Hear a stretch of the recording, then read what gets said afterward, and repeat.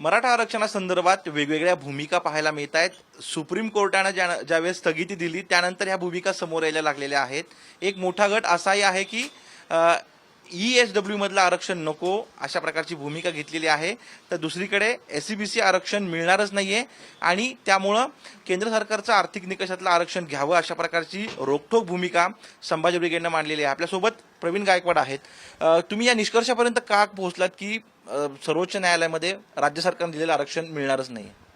हे मूळतः कसं आहे की सगळ्या संघटनेची सुरुवातीपासूनची भूमिका ही आर्थिक निकषाची होती आणि ही 1981 पासून आजपर्यंत 40 वर्ष झाली. मधल्या काळामध्ये नरसिंहराव सरकारने 10% आर्थिक निकषाचं आरक्षण दिलं होतं, पण ते सुप्रीम कोर्टने बाद केलं कारण घटनेत तरतूद नव्हती आणि म्हणून आम्ही ओबीसी अंतर्गत कुणबी मराठा एकच असल्याचं आरक्षणाची मागणी करत होतो. त्या अंतर्गत गायकवाड आयोगाने आपल्याला SCBCची सवलत मिळावी अशा प्रकारची सवलत दिली. म्हणजे गायकवाड आयोग हा ओबीसी आयोग आहे आणि त्यांनी जी शिफारस केली त्याच्या अंतर्गत एक वर्ग महाराष्ट्र सरकारने त्यांच्या अंतर्गत केला, सोशल आणि एज्युकेशनल बॅकवर्ड क्लास. परंतु एक लक्षात घेतलं पाहिजे, सुप्रीम कोर्टाच्या 5 बेंचच्या जजेसकडे हे गेलं म्हणजे घटनापीठाकडे गेलं. घटनेतल्या तरतूद तपासायचं जर ठरवलं तर 340व्या कलमाअंतर्गत ओबीसी आयोग स्थापन करावा अशी तरतूद आहे आणि त्याचा विचार करता कालेलकर आयोग एकदा स्थापन झाला होता, मंडल कमिशन एकदा लागू झालं होतं आणि त्याप्रमाणे देशभरामध्ये 3743 जाती आणि महाराष्ट्रामध्ये जवळपास 380 जाती ओबीसी मध्ये आल्या. तर ओबीसी मध्ये आल्यानंतर त्या जातीची एकूण संख्या झाली 52%. 52% लोकांना 50%ची कॅप असल्यामुळे सुप्रीम कोर्टाची 27% देशामध्ये आणि महाराष्ट्रात 19% आरक्षण मिळतं. म्हणजे घटनात्मक तरतूद असून सुद्धा सुप्रीम कोर्टाच्या जजमेंटमुळे 25% आरक्षण ओबीसींना कमी मिळतं. अशा वेळेस ओबीसी मध्ये 16% शिफारस नारायण राणेची होती, म्हणजे मराठा समाजाची संख्या 32%, निम्मा आरक्षण म्हणून 16%. तर एवढं मोठं आरक्षण 19% घालणं हे राजकीय दृष्ट्या कुठल्याही पक्षाला परवडणार नाही आणि म्हणून त्यांनी SCBCची सवलत दिली.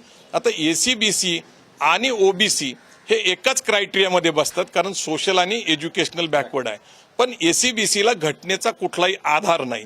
दुसरी चूक काय आहे की ज्या वेळेस SCBC असं म्हणतं की नोकरी आणि शिक्षणात आरक्षण द्या, राजकारणात नको, तर सुप्रीम कोर्ट निश्चित विचारेल की राजकारणात का नको, तर तिथं आमचं पुरेसं प्रतिनिधित्व आहे. म्हणजे बाबासाहेब आंबेडकरांनी 1932ला पहिल्यांदा आपलं पहिलं राजकीय आरक्षण मागितलं होतं. त्या राजकीय आरक्षणाचा अर्थ असा होता की रिप्रेझेंटेशन, आणि ज्या समाजाला पुरेसं रिप्रेझेंटेशन मिळते याचा अर्थ तो समाज पुढारलेला आहे असाही त्याचा एक अर्थ निघतो. पण मग ही सुद्धा भीती आहे का SCBCचं आरक्षण ओबीसी मध्ये वर्ग होऊ शकतो सुनावणी दरम्यान किंवा? नाही, SCBCचं आरक्षण सुनावणी दरम्यान ओबीसी मध्ये जाऊ शकत नाही कारण सुप्रीम कोर्टामध्ये मुळात SCBC हा रद्द होईल.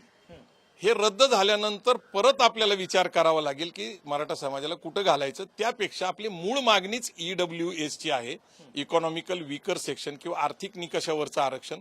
ती मूळ मागणी पूर्ण झालेली आहे. मला एक गोष्ट आपल्या लक्षात आणून द्यायची आहे की 13 ऑगस्ट 2018ला गायकवाड आयोगाने केलेल्या शिफारसीप्रमाणे महाराष्ट्र सरकारने SCBC कायदा केला, परंतु 4च महिन्यानंतर मोदी सरकारने केंद्रामध्ये 12 जानेवारी 2019ला कायदा केला आणि कायद्याअंतर्गत घटनेत दुरुस्ती केली 103वी. त्याप्रमाणे आता आर्थिक निकषाचं आरक्षण केंद्रात आणि महाराष्ट्रात लागू होत आहे. मला असं वाटतं की त्याची सवलत घेतली पाहिजे, पण त्यात अडचणी काय आहेत? आर्थिक निकष लावत असताना मराठा समाजाचे असंख्य लोक त्याच्यात बसत नाही आणि म्हणून त्याच्यात काही दुरुस्तीची गरज आहे. त्या दुरुस्ती करून EWSचं आरक्षण मराठा समाजाचा मुद्दा हा आहे की राज्यभर जे मोर्चे निघाले ते सकल मराठा समाजाच्या अंतर्गत मराठा क्रांती मोर्चाच्या अंतर्गत निघाले. मात्र आता ती भूमिका वेगळी आणि तुमची अगदी टोकाची भूमिका आहे. कसा मार्ग निघेल? एकमत समाजात होत नाहीये, पुढे कसं जाणार? नाही, मुळात एकमताचा विषय आमच्यापाशी नाहीये.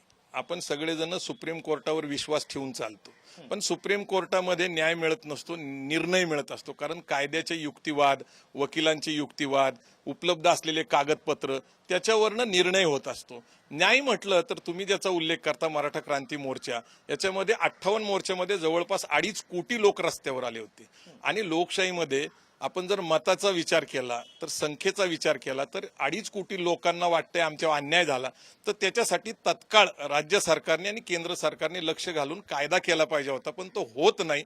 त्याच्या अंतर्गत काही घटनेच्या तरतुदीचा प्रश्न असेल, सुप्रीम कोर्टाचे जुने जजमेंट असतील किंवा राजकीय इच्छाशक्ती असेल, याचा विचार करता एसीबीसीचं आरक्षण टिकण्याची शक्यता मला तरी बिलकुल नाही वाटत. पण तुमच्या या भूमिकेला विरोध होऊ शकतो. निश्चितच कसं असतं की सत्य बोलायला धाडस लागतं. आता जर आर्थिक निकषाचीच मूळ मागणी होती आणि ती आज जर पूर्ण होत असेल तर आपण ती रेटली पाहिजे. मला असं वाटतं की कालांतराने जसं जसं सत्य पुढे येईल, एसीबीसी जर रद्दच झालं तर आर्थिक निकषावर जाण्याशिवाय पर्याय राहणार नाही. मग आजच महाराष्ट्र सरकारला विनंती केली आपण की एसीबीसीचा GR रद्द करा आणि ईडब्ल्यूएसचं आरक्षण महाराष्ट्रात आणि केंद्रात द्या. तर ते सोपा मार्ग आहे. पण काही लोकांना आशा आहे की एसीबीसीचं आरक्षण जे आहे, ज्याच्यावर स्थगिती आलेली ती उठल आणि आपल्याला एसीबीसी अंतर्गत पण आरक्षण मिळेल. पण आता जी चर्चा चालू आहे की नवीन लढा द्यायचा, नेतृत्व विनंती केली जाते, ह्यांनी नेतृत्व करावं, त्यांनी नेतृत्व करावं. मात्र या सगळ्या परिस्थितीमध्ये जर पुढे काही होणारच नसेल तर या लढ्याला अर्थ काय? नाही, एसीबीसीचं आरक्षण हे मृगजळ आहे, हे मी सुरुवातीपासून सांगत आले. तर न मिळणारं आरक्षण आहे आणि जे मिळतंय ते घेणंच आजच्या दृष्टीने व्यावहारिक आहे. जागतिकीकरणाच्या काळामध्ये सरकारच्या नोकऱ्या मुळातच कमी होत चालल्यात. सरकारचे जे उद्योग होते, रेल्वे असेल, विमानसेवा असेल, शिपिंग कॉर्पोरेशन असेल, केमिकल इंडस्ट्री असेल, ॲम्युनिशन फॅक्टरी असेल, आता आपण 100% FDIचा स्वीकार केलेला आहे, फॉरेन डायरेक्ट इन्व्हेस्टमेंट. याचा अर्थ सरकार आता फक्त गव्हर्नन्सच काम करेल पुढच्या 10 वर्षामध्ये आणि त्यांचे जे सरकारी उद्योग होते जे मुळातच तोट्यात चाललेले आहेत, अगदी LIC असेल, बँका असतील, त्या सगळ्या तोट्यात चाललेले, ते खाजगीकरणाच्या माध्यमातून खाजगी झाल्यानंतर मुळातच केंद्र आणि महाराष्ट्र सरकारकडे जागा कमी होतील. आणि मला दुसरी एक समस्या सांगायची की 7वा वेतन लागू झाल्यानंतर सरकारी कर्मचाऱ्यांचे वाढलेले पगार कमी करता येत नाही सुप्रीम कोर्टाच्या निर्णयामुळे. म्हणून कर्मचारीच कमी करायचे आणि शिक्षण आणि आरोग्याच्या सुविधा सुद्धा आपण खाजगीकरणातूनच उभं करायच्या असं सरकारचा विचार आहे. आता ही भूमिका मांडली, मात्र हे आता पुढे राज्य सरकारपर्यंत किंवा तत्सम सगळ्या यंत्रणांसमोर कसं पोहोचवणार? नाही, मुळात मी माननीय शरद पवार साहेबांची भेट घेतली, आदरणीय ॲडव्होकेट प्रकाश उर्फ बाळासाहेब आंबेडकरांची भेट घेतली, ओबीसी आयोगाचे सरचिटणीस DD देशमुख यांची भेट घेतली, संबंधित सारथी संस्थेत अशोक काकडे जे आहेत CEO त्यांची भेट घेतली. सारथीच्या माध्यमातून ज्या 30 योजना लागू करण्याच्या आहेत आणि त्याला 5,000 कोटी रुपयाची गरज सारथीला आहे. मला असं वाटतं की सारथीच्या योजना जर यशस्वीरित्या चालवल्या तर कदाचित आरक्षणाची सुद्धा गरज भासणार नाही. कारण बार्टीच्या माध्यमातून 60,000 लोकांना नोकऱ्या, व्यवसाय आणि उद्योगामध्ये बार्टीने उभं केलं. सारथी त्याच धर्तीवर आहे. सारथीला जर आर्थिक पुरवठा रेग्युलर झाला महाराष्ट्र सरकारकडून तर मला असं वाटतं की अनेक योजना यशस्वी झाल्या तर नोकरीचा, शिक्षणाचा आणि उद्योगाचा प्रश्न मराठा समाजातल्या बहुसंख्य तरुणांचा संपेल. सध्या आता वेळ घालू नये अशा प्रकारचं तुमचं एक निवेदन. नाही, मुळातच 40 वर्ष गेलेले आहेत. मी आज 50शीला आलेलो आहे. संभाजी ब्रिगेड ही तरुणांची संघटना आहे, म्हणजे 35 वर्षाचा संभाजी ब्रिगेडचा अध्यक्ष असतो. तरी पण एक मागणी रेटत रेटत माझंही पद इथपर्यंत आलेलं आहे. मला असं वाटतं की आता पुष्कळ झालं, आपण थांबलं पाहिजे. आरक्षणाच्या पलीकडे जागतिकीकरणाकडे लक्ष देऊन जागतिक स्पर्धेमध्ये उतरलं पाहिजे अशी माझी इच्छा आहे. तर नक्कीच ही सगळ्यात महत्वाचा भाग हाच आहे की जे SCBCचं आरक्षण होतं ते त्या पाठीमागं न लागता थेट केंद्र सरकारचं आर्थिक निकषातलं आरक्षण स्वीकारावं, अशा प्रकारची रोखठोक आणि परखड भूमिका मांडलेली आहे. स्वाभाविकपणे यावर प्रतिक्रिया नेमक्या काय उमटतायत हेच पाहणं महत्वाचं आहे. कॅमेरामन सुमितचा अमोल कविटकर, साम TV.